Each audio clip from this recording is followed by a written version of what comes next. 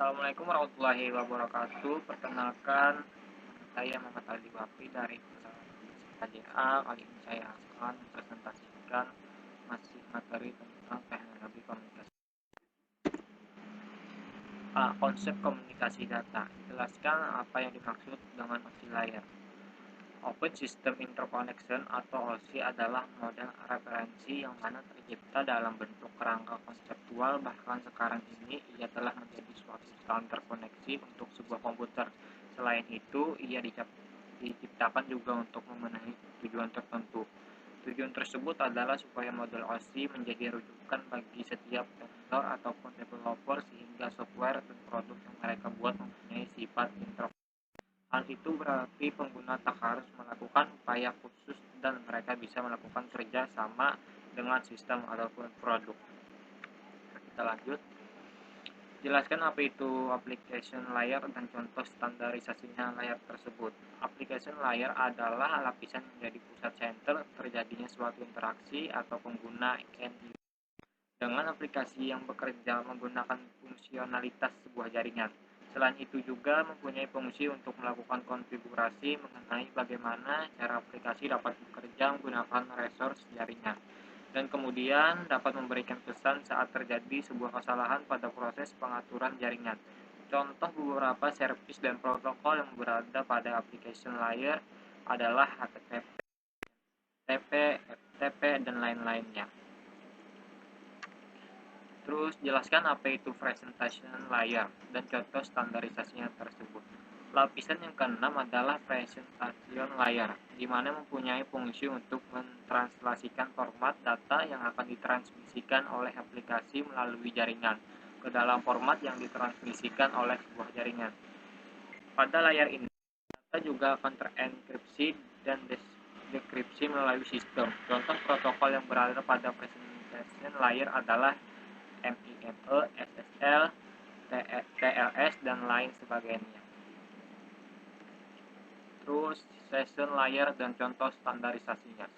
Session layer merupakan lapisan yang berfungsi untuk mendefinisikan bagaimana sebuah koneksi dapat dibuat, dikelola, dan dikembangkan. Contoh protokol yang berada pada session layer adalah NFS, SMB, dan RTP, dan lain-lain. Ada transport layer dan contoh standarisasinya. Transport layer mempunyai fungsi untuk memecah data menjadi paket data, serta memberikan nomor urut untuk setiap paketnya, sehingga nanti dapat disusun kembali saat sampai pada tujuan. Pada layar ini juga menentukan protokol yang akan digunakan untuk mentransmisikan data, seperti protokol TCP. Layar transport data menggunakan protokol seperti UDP dan TCP. Kita lanjut. Ada network layer dan contoh standarisasinya. Network layer adalah yang bertugas membuat header untuk paket yang berisi informasi IP atau Internet protokol, baik IP pengirim atau IP tujuan data. Pada sisi network layer juga melakukan proses routing melalui Internet working dengan menggunakan bantuan router dan switch pada layer ketiga. Terus ada data link layer dan contoh standarisasinya. Data link layer memiliki tugas untuk menentukan setiap bit data dikelompokkan menjadi format yang disebut dengan frame. Pada level ini terjadi koreksi kesalahan, flow control, penyelamatan hardware atau perangkat keras seperti halnya pada MAC address atau media access control address, serta menentukan bagaimana perangkat jaringan seperti hook, repeater, bridge, dan switch pada layar 2 dapat beroperasi. Untuk spesifikasi A802 dapat membedakan menjadi dua level, yaitu lapisan media access control atau MAC dan lapisan logical link control atau LLC. Terus kita lanjut, ada physical layer dan contoh standarisasi. Physical layer fungsinya adalah untuk mendefinisikan media transmisi jaringan, sinkronisasi bit, metode pensinyalan, serta membangun arsitektur jaringan seperti pengkabelan dan topologi jaringan. Pada tahapan atau level ini juga mendefinisikan mengenai bagaimana sebuah NIC atau Network Interface Card dapat berinteraksi secara langsung dengan media kabel dan perangkat radio. Untuk setiap pengiriman data melalui dapat dianalogikan seperti Anda mengirim surat. Terus ke bagian B, Radio over Internet Protocol atau ROIP. Jelaskan apa itu ROIP. ROIP atau Radio over Internet Protocol adalah sebuah teknologi sistem radio yang menggunakan standar Voice over IP atau VoIP dan bekerja melalui perangkat lunak maupun keras dapat memperluas HP. ROIP memungkinkan adanya multikomunikasi dengan banyak frekuensi serta terhubung dengan perangkat komunikasi. Berbeda dengan sistem komunikasi dua arah seperti telepon, ROIP memiliki stasiun pangkalan yang secara mengirimkan sinyal kepada seluruh pengakses ROIP. Repeater radio amatir dapat menangkap. Terus base station. Base Transceiver Station atau disingkat BTS adalah sebuah infrastruktur telekomunikasi yang memfasilitasi komunikasi nirkabel antara peranti komunikasi dan jaringan motor. Peranti komunikasi penerima sinyal BTS bisa ditelepon, telepon seluler, jaringan nirkabel, sementara operator jaringan yaitu ada GSM, CDMA atau platform TDMA. BTS mengirimkan dan menerima sinyal radio ke perangkat mobile dan mengkonversi sinyal-sinyal tersebut menjadi sinyal digital untuk selanjutnya dikirim ke terminal untuk proses sirkulasi pesan atau data. Terus ada IP Gateway.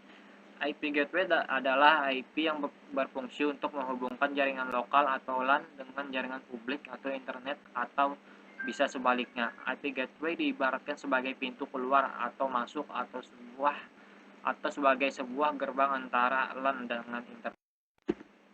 Terus IP Interface. Internet Protocol Address atau disingkat alamat IP adalah label numerik yang ditetapkan untuk setiap perangkat yang terhubung ke jaringan komputer yang menggunakan protokol internet untuk komunikasi. Alamat IP memiliki dua fungsi utama, host atau identifikasi antar muka jaringan dan pengalamatan lokasi.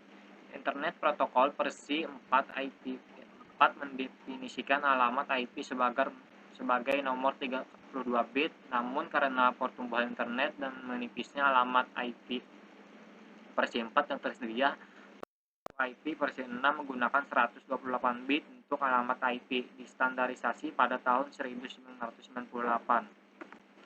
Terus ada repeater. Repeater berasal dari bahasa Inggris repeat yang memiliki arti mengulang atau perulangan. Definisi dari repeater adalah alat yang berfungsi untuk memperluas jangkauan sinyal Wi-Fi dari Wi-Fi utama. Untuk bisa menggunakan repeater, paling tidak Anda harus mendapatkan sinyal terlebih dahulu, kemudian baru disebarkan dengan sinyal yang lebih kuat. Dengan menggunakan repeater, maka pengiriman data ke node lain akan memiliki kualitas yang sama.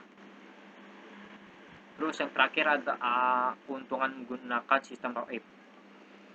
Ekonomis, mengurangi biaya penyewaan saluran telepon untuk remote yang dikontrol base station menggunakan standar koneksi internet yang telah dipasang di area tersebut. Beberapa konsol PC atau komputer pribadi tetap dapat dioperasikan tanpa biaya yang tinggi untuk instalasi konsol tetap. Hampir semua PC dapat menjalankan aplikasi perangkat lunak kontrol remote base station. Kebanyakan perangkat base station yang telah ada mudah tersambung dengan ROIP dengan tambahan router atau gateway dalam penggunaan INM, tone remote atau metode lainnya. Oke, terima kasih. Itu saja untuk presentasi dari saya. Mohon maaf kesalahan di dalam video tersebut. Wassalamualaikum warahmatullahi wabarakatuh.